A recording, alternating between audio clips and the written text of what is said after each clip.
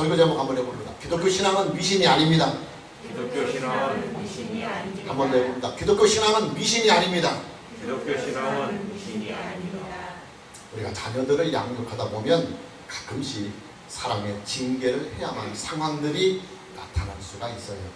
물론 징계가 없이 자녀를 양육할 수가 있다고만 한다면 그건 최상의 양육이지만 그러나 현실적으로는 거의 불가능한 일입니다. 부모님들이 자녀들을 징계할 때는 참작하는 일들이 있어요.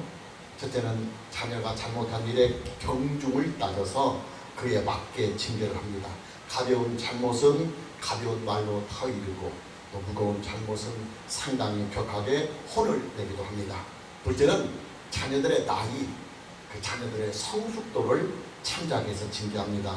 우리의 자녀가 아직 잘잘못을 가려낼 만한 나이가 되지 못했다고 한다면 부모는 꾸중이나 나무래보다는 교육적으로 잘 지도해 갑니다. 그러나 잘잘못을 가려낼 만한 충분한 나이가 되었음에도 불구하고 잘못을 크게 범하면 부모는 자녀에게 엄하게 꾸지람을 합니다. 하나님께서 하나님의 자녀들을 징계할 때도 참작하시는 일들이 있어요. 첫째는 징계를 해야 할 대상이 영적으로 성숙했는지 미숙했는지 그 영적인 신앙의 성숙도를 하나님은 따집니다. 미숙한 자는 정상 참작을 해서 비교적 가볍게 징계를 합니다. 실제로 이스라엘 백성들의 출애굽 여정을 보면 여러 번이나 하나님께 불평과 불만을 늘어놓고 모세를 대적한 일이 있어요. 어떤 때는 모세에게 돌을 던져서 모세를 죽이려고 할 만큼 그들이 흥분했던 일들도 있습니다. 그러나 하나님은 그들을 징계하지 않으셨어요. 조용한 말로 그들을 타이르기만 하셨습니다. 그들이 아직 영적으로 철부지였기 때문입니다. 그러나 그들에게 십계명과 법규들이 주어진 이후로는 하나님의 징계의 수위가 다릅니다. 그 이후로부터 이스라엘 백성들이 죄를 지으면 하나님은 법대로 그들을 징계하시고 하나님이 그들에게 주신 말씀대로 철저하게 징계를 하셨습니다. 오늘 본문 말씀에 나오는 하나님의 징계는 이스라엘 공동체에게 내리는 공식적인 첫 번째의 징계요, 그리고 동시에 상당히 엄중한 징계입니다. 하나님께서 이스라엘 백성들에게 얼마나 엄중한 징계를 선포하시느냐면 오늘 보면 다음에 그리고 다음 주일날 우리가 보게 될 출애굽기 32장 10절 말씀을 미리 보면 그런즉 내가 하는 대로 두라. 내가 그들에게 진노하여 그들을 진멸하고 너를 큰 나라가 되게 하리라. 이스라엘 공동체 모두를 한 사람도 빼놓지 않고 모세 한 사람만 살리고 다 진멸하시겠다고 하는 아주 엄중한 징계의 선언입니다. 물론 모세의 중보 기도로 말미암아 이스라엘 백성들은 진멸할 그 징계를 피하고 범죄에 적극적으로 가담한 주동세력 3,000명만 죽임을 당하는 중징계로 이 사건은 마무리가 됩니다. 하나님께서 이스라엘 백성들을 징계하실 때 참작을 하시는 두 번째의 것은 죄의 경중을 따집니다.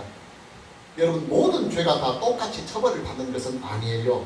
죄에 대한 처벌과 죄에 대한 징계는 그 죄의 경중에 따라서 무거운 죄는 마땅히 무거운 처벌을 받고 그리고 가벼운 죄는 가벼운 처벌을 받는 것입니다.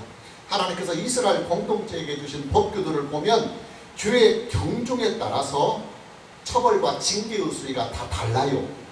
그래서 무거운 죄는 하나님도 무겁게 처벌을 하고 또 가벼운 죄는 하나님께서 이스라엘 공동체에게 가벼운 처벌을 하셨습니다.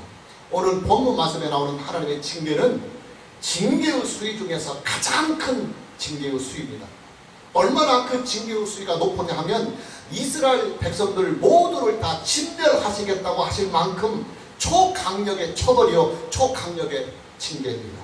감사하게도 하나님은 모세가 자기의 목숨을 내놓고 하나님께 중보의 기도를 드리자 징계의 수위를 낮추어서 주동자들 3,000명만 죽이십니다.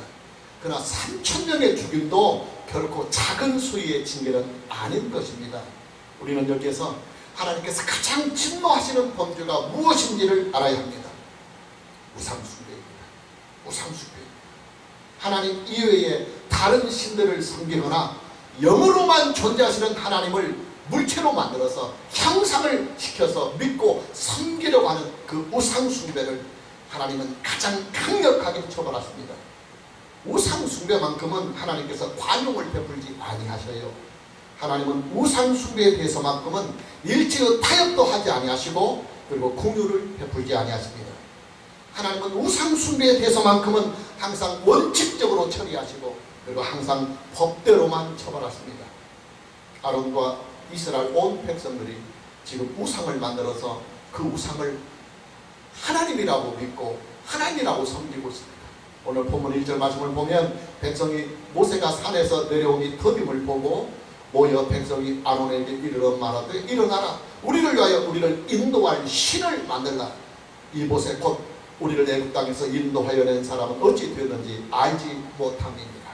그리고 4절 말씀을 다시 보면 아론이 그들의 손에서 금고리를 받아 부어서 조각칼로 새겨 송아지 형상을 만드니 그들이 말하되 이스라엘아 이는 너희를 애굽 땅에서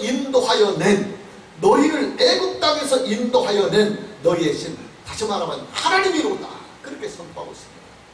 여러분, 하나님은요 영으로만 존재하시는 분이십니다. 하나님은 물체나 물질을 전혀 가지고 계시지 아니하시는 분이십니다. 그렇게 하나님은 보이지 않아요. 그리고 볼 수도 없습니다. 가끔씩 우리들 주변에서 보면 하나님을 봤다고 꿈에서 보고 기도하는 중에 환상으로 봤다고 주장을 하거나 간증을 하는 사람들이 있어요. 100% 뻥입니다.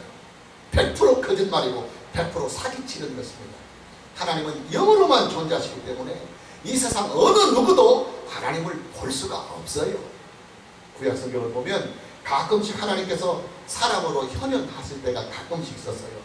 예를 들어서 야복나루에서 야복과 씨름을 한 분이라든지 마물의 상수리 나무들이 있는 그곳에서 아브라함에게 나타난 사람이라든지 하갈이 도망을 가다가 광야에 술길 샘 곁에서 만난 그 사람들은 다 하나님께서 인간으로 잠시 현현하신 사건들입니다. 그런데 성경을 보면 하나님께서 일단 사람으로 현현을 하시잖아요. 그러면 성경은 사람으로 현하신 그 하나님을 하나님이라고 칭하지 않고 하나님의 사자 혹은 하나님의 천사라고 칭호를 사용합니다. 하나님은 영으로만 존재하시는 분이라고 하는 이 사실을 성경은 아주 철저하게 지켜나가는 것입니다. 하나님을 믿지 아니하는 사람들이 가끔씩 우리를 향해서 억지를 부려와요. 하나님이 계시다고 한다면 그 하나님을 내게 보여달라. 그러면 나는 믿겠다.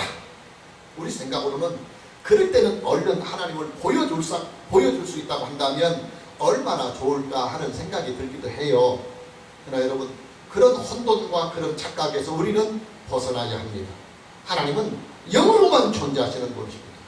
하나님께서 영으로만 존재하신다고 하는 이 사실은 영원히 변하지 아니하는 불변의 진리입니다. 우리가 어떻게 생각하면 하나님께서 물질이나 몸을 가지고 계시면 우리가 눈으로 볼 수가 있으니까 참 좋겠다 하는 생각이 들어요. 하나님께서 몸을 가지시거나 물질을 가지시면 그때부터 하나님은 미안하지만 전지전능하신 하나님이 되지 못합니다. 사람의 몸이라고 하는 것은요 제약이 따라요. 한계가 있습니다. 시간과 공간의 이 한계를 육체는 벗어날 수가 없어요. 예수님의 성육신의 사건을 보면 쉽게 이해가 됩니다. 예수님은 하나님의 독생자이십니다. 하나님의 본체이십니다. 하나님 아버지와 동등하신 하나님이십니다. 그렇게 당연히 예수님도 본체는 영으로만 존재하시는 분이십니다. 그러나 영으로만 존재하시는 하나님의 독생자가 일단 사람의 몸을 가지시며 사람이 되었을 때 그 하나님의 독생자는 육체의 제한을 철저하게 받으셨어요. 음식을 먹어야 체력을 유지할 수가 있고 휴식을 취하고 잠도 주무셔야만 정상적인 생활을 할 수가 있었던 것입니다. 예수님께서 마귀에게 시험을 받으실 때도 마귀는 예수님께서 40일 동안 광야에서 줄이고 계신 금식을 하고 계신 그 약점을 파고 들어갔어요. 하나님의 독생자이신 예수님이 완전한 사람이 되셨기 때문에 음식을 먹지 않으면 일반인들처럼 배고픔과 체력의 한계를 느낄 수밖에 없었던 것입니다. 무슨 말이냐? 하나님은 영으로만 존재하셔야 전지전능하신 하나님이 되신다 이 말이에요. 하나님은 영으로만 존재하셔야 시간과 공간과 모든 물질의 세계를 다 초월하여 계실 수 있습니다. 하나님은 영으로만 존재하셔야 하나님이 됩니다. 뿐만 아니라 하나님은 영으로만 존재하셔야 우리에게 더 유익하고 우리에게 더 축복되다는 사실을 우리는 알아야 합니다. 영으로 존재하시는 하나님을 우리가 눈으로 볼 수가 없다고 하는 이 아쉬움은 있기는 하지만, 그러나 보지 못하는 아쉬움보다는 전지전능하시고 모든 것을 초월하시는 하나님이 계셔야만 우리에게 완전하고 영원한 은혜를 베푸실 수가 있는 것입니다.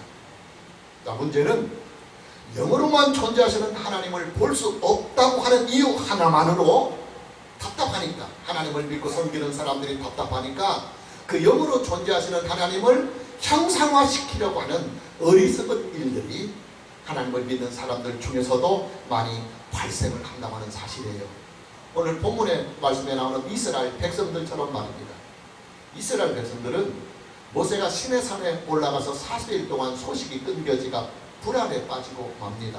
그들은 모세를 대신해서 아론을 그들의 새 지도자로 세우고 그 아론에게 요구를 합니다.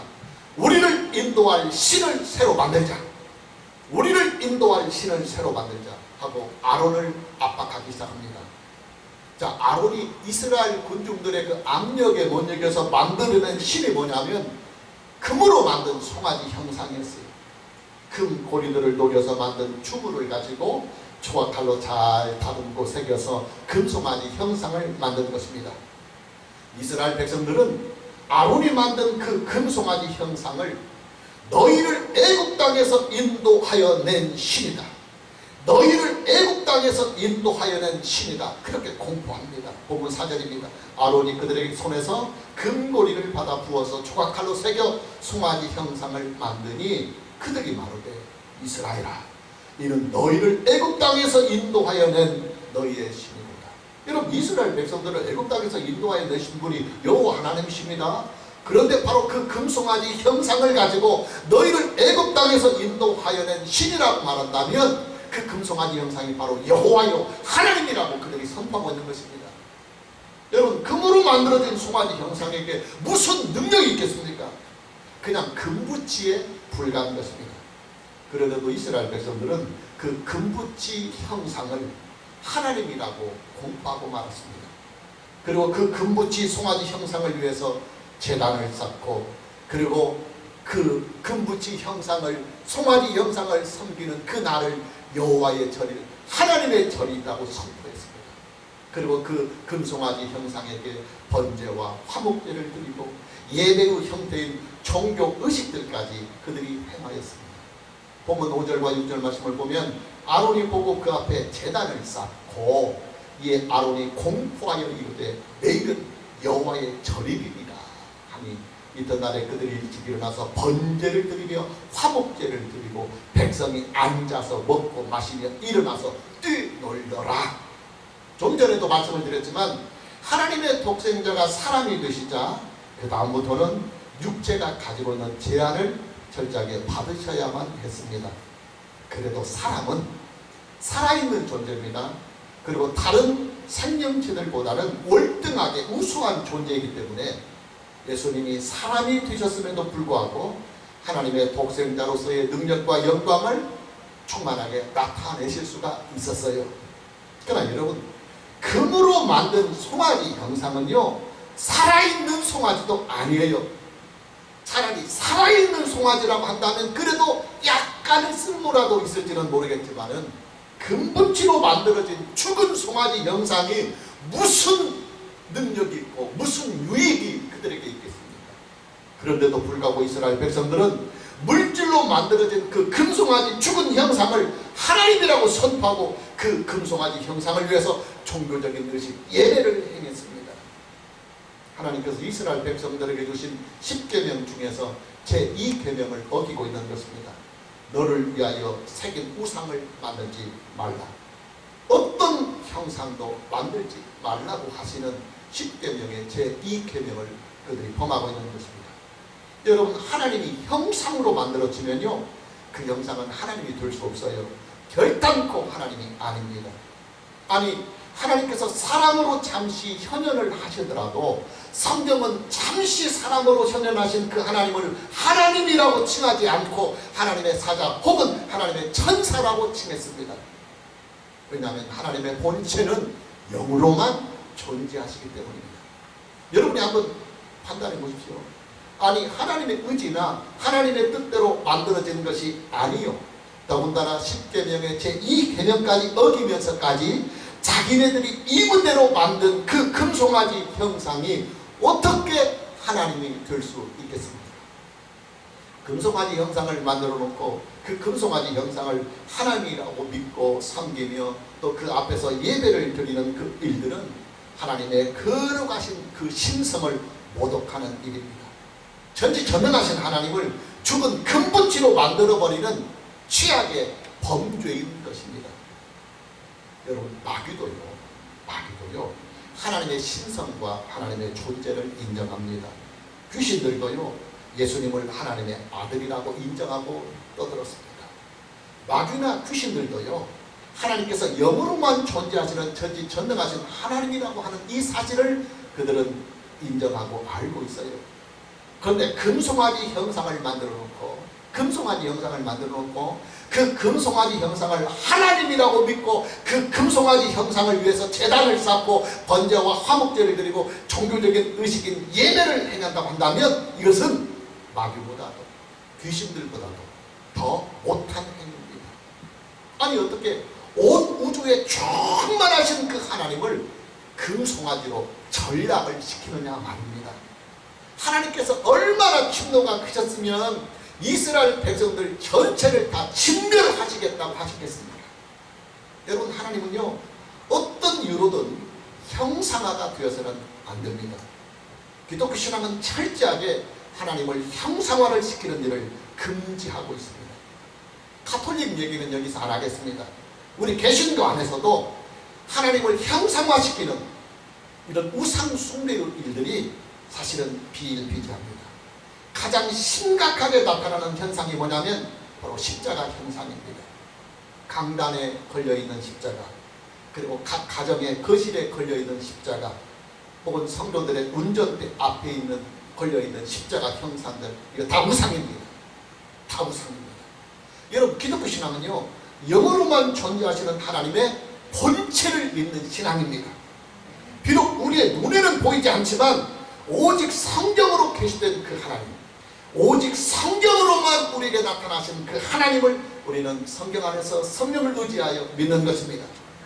영으로만 존재하시는 하나님을 눈에 보이는 형상으로 만들려고 하는 그 순간 그는 마귀보다도 못한 저질적인 신앙인이 되고 마는 것입니다. 전능하신 하나님의 존재를 죽은 물질로 취급하기 때문입니다. 골동품에 관심을 가지신 분들은 조금만 값이 나가는 골동품이 있으면 얼마나 소중하게 다루는지 모르나요? 죽어있는 물체인지도 그 골동품이 귀하니까 아주 귀하게 다룹니다. 골동품의 가치를 아는 분들은요 행여 그 골동품에 기스 하나라도 날까봐 아주 소중하게 다룹니다. 근데 여러분 오직 유일하게 존재하시는 전능하신 하나님이요 싸구려 나무 취급이나 받고 죽어있는 동상 취급을 받고 금으로 만든 송아지 형상 취급을 받는다고 한다면 하나님의 입장에서 볼 때 이게 얼마나 기분 나쁜 일이냐고요. 얼마나 화가 나고 얼마나 부야가 나는 일이 있느냐고요. 그렇기 때문에 하나님의 진노가 우상 숭배에 대하여 가장 크게 나타나는 것입니다. 우리는 이것을 알아야 돼요. 기독교 신앙이 형상화가 되면 그것은 기독교 신앙이 아니라 미신이 됩니다. 여러분 미신은요 형상을 만들어 놓고 그 형상에 절을 하고 기도하고 소원을 빌고 그리고 그들의 종교적인 신앙을 그 형상에게 바칩니다. 기독교 신앙이 하나님이 형상화가 되면 그것이 십자가든 그림이든 그 어떤 성지든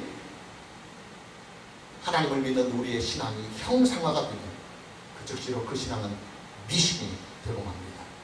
여러분이 한번 생각해 보세요.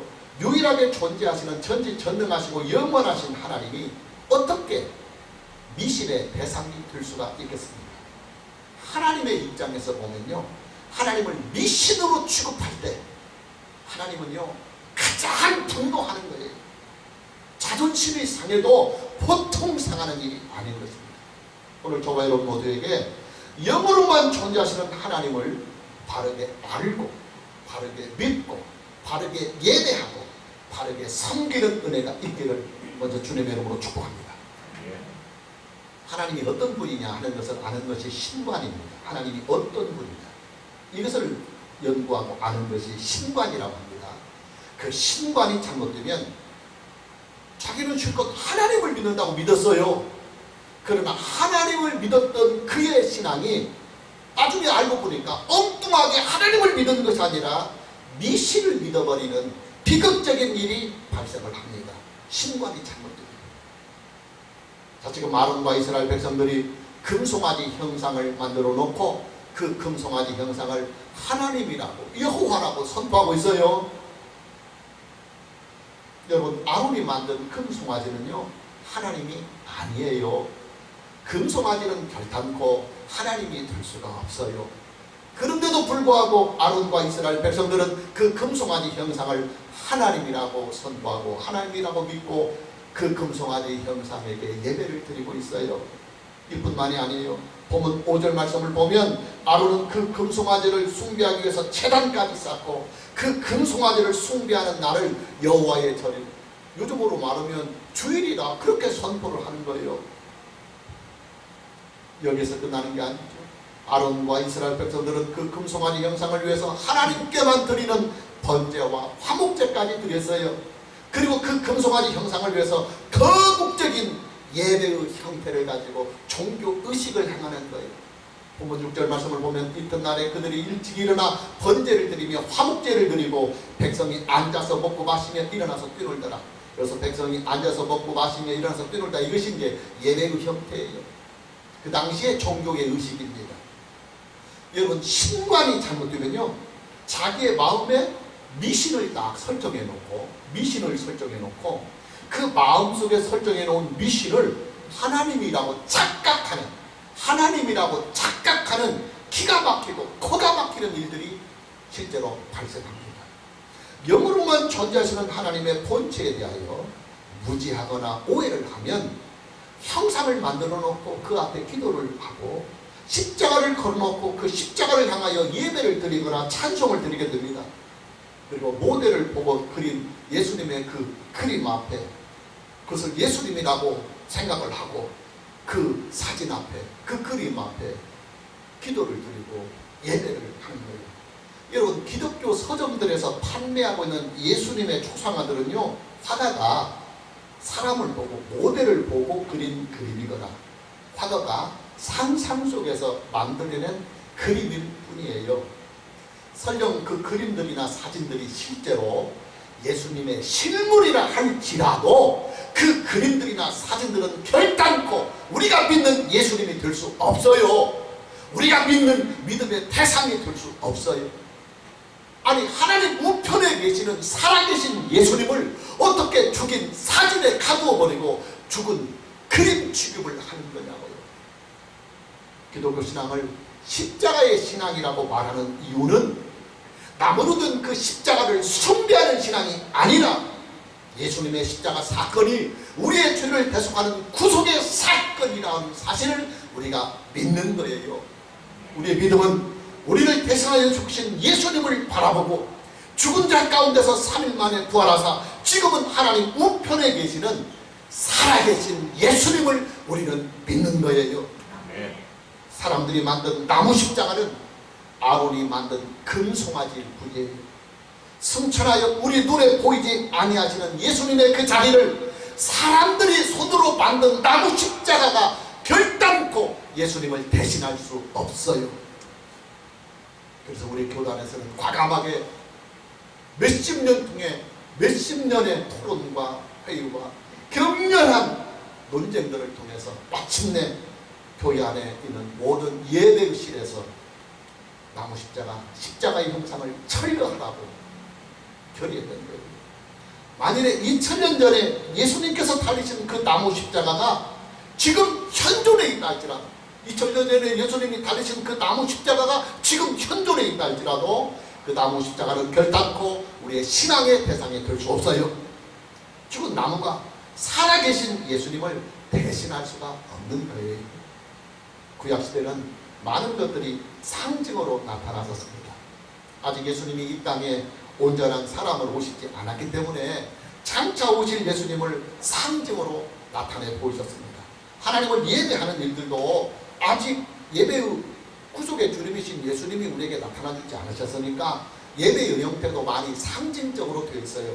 그러나 지금 우리 시대는 상징의 시대가 아닙니다. 이미 예수님이 완전한 사람으로 우리에게 오셔서 구약에서 상징하는 하나님의 모든 구속의 일들을 완성하셨습니다.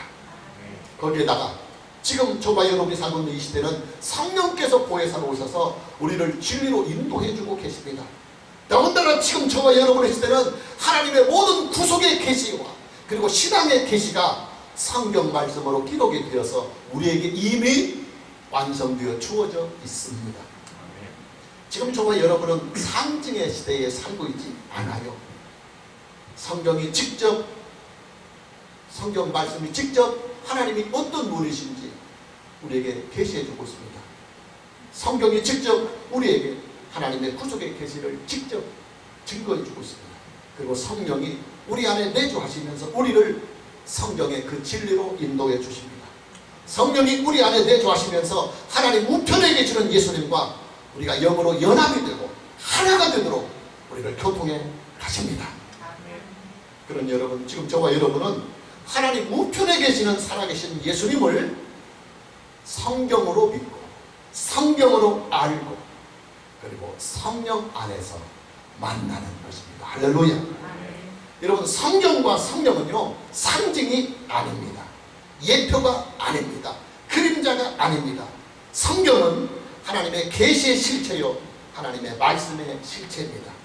그리고 성령은 하나님의 본체입니다. 제3위 하나님이십니다.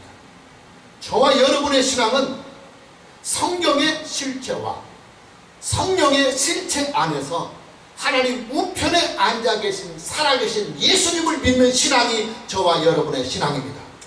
그리고 예수 그리스도 안에서 하늘의 은혜의 보좌에 계시는 살아계신 하나님을 믿는 것이 저와 여러분의 신앙인 것입니다. 하나님을 예배하는 일도 마찬가지예요. 지금 저와 여러분의 시대는 상징으로 예배하는 시대가 아닙니다. 이미 우리에게는 상징으로 존재하여 모든 것들이 참것이 되어서 우리 안에 참것으로 나타나 있습니다. 참것인 예수님이 오셨고 참것인 성령이 오셨고 참것인 성경이 우리에게 오셨습니다. 그러니 지금 저와 여러분은요 참것을 가지고 하나님을 예배해야 합니다. 상징을 가지고 하나님을 예배해서는 안 돼요. 상징을 가지고 하나님을 예배했던 것은 구약시대에 있습니다. 그러나 예수님이 오시고 성령이 오시고 성경이 완성된 뒤에는 참것으로 하나님을 예배하도록 되어 있습니다. 영과 진리로 예배하라고 하는 이 말씀은 참것을 가지고 예배하라는 말씀이에요. 구약성경은 구약시대에는 참것이 않았으니까 다 상징적으로 가지고 그 상징을 가지고 하나님을 예배하였다. 그러나 이제는 참것이 왔으니까 너희들이 참것을 붙들고 하나님을 예배해야 된다. 그럼 그 참것이 무엇이냐? 성령과 성경 그리고 예수 그리스도입니다. 할렐루야. 그래서 우리는 예배할 때 참것인 성령과 참것인 성경 안에서 참것인 예수 그리스도를 믿는 그 믿음으로 우리는 하나님을 예배하는 것입니다. 우리의 예배는 모든 상징들을 다 버려야 돼요. 강단의 십자가도 과감하게 버리고 강단을 꾸미는 상징적인 기물들, 나는 가끔씩 그 유튜브나 이렇게 보면 지금도 개신교 안에 개혁교회 안에 이 강단에 막 그냥 냄새나는 그 기물들이 많아요. 무상과 같은 그 기물들을 많이 놓고 주절주절 몰라고 이렇게 막 만들어 놓고 예배를 드릴지 모르겠어요. 여러분, 개혁교회의 예배는요 오직 성경 하나만 놓고 오직 강단에 성경 하나만 놓고 오직 우리 안에 내주하시고 예배 공동체 안에 함께 하시는 성령 안에서 하늘에 하나님 우편에 계신 살아계신 그 예수님을 믿는 그 믿음으로 하늘의 은혜의 보좌에 계시는 하나님을 믿음으로 예배하는 것입니다. 할렐루야. 이게 제대로 지키지 않으면 기독교 신앙이 미신화가 돼요. 미신으로 흘러갑니다. 오늘 본문의 말씀에 나오는 금송아지 신앙이 남의 얘기가 아니에요. 오늘 우리의 얘기가 될 수 있어요. 보이지 아니하는 하나님을 답답하다고 형상화를 만들어서 그 형상 앞에 우리가 예배하고 찬송하고 기도하는 것들은 바로 이스라엘 백성들이 하나님의 형상이라고 그들이 금송아지를 만들어서 그 앞에 제단을 쌓고 번제와 화목제를 드리며 예배를 드렸던 꼴과 똑같은 것입니다. 남의 얘기가 아닙니다. 오늘 저와 여러분 모두에게 영으로 존재하시는 하나님을 오직 성경과 그리고 성령으로 믿고 오직 예수 그리스도 안에서 그 하나님을 섬기고 예배하는 은혜가 있기를 주님의 이름으로 축복합니다. 자, 마무리합니다. 하나님을 전혀 모르는 세상의 초등학문에도 기독교는 고등종교, 고등신앙으로 분류를 하고 있어요. 여러분, 저희들 어렸을 때 중고등학교는 국민윤리 과목이 있어요. 윤리 과목이 있었어요. 그리고 사회 과목이 있는데 그 윤리 과목이나 사회 과목에서 이 땅에 있는 종교들을 분류할 때 고등종교, 하등종교로 분류를 합니다. 그때 기독교는 세상 학문에서도 고등종교, 고등신앙으로 분류를 합니다. 그럼에도 불구하고 하나님을 믿고 섬기는 기독교의 세계에서 기독교 안에서조차 하나님을 미신처럼 믿고 하나님을 미신처럼 섬긴다고 한다면 이가 얼마나 부끄럽고 수치스러운 일이 되겠습니까? 오늘 저와 여러분 모두에게 우리 주 예수 그리스도 안에서 성경과 성령으로 말미암아 하나님을 바르게 알고 바르게 믿고 바르게 섬겨가는 은혜가 있기를 주님의 이름으로 축복합니다. 찬양합니다.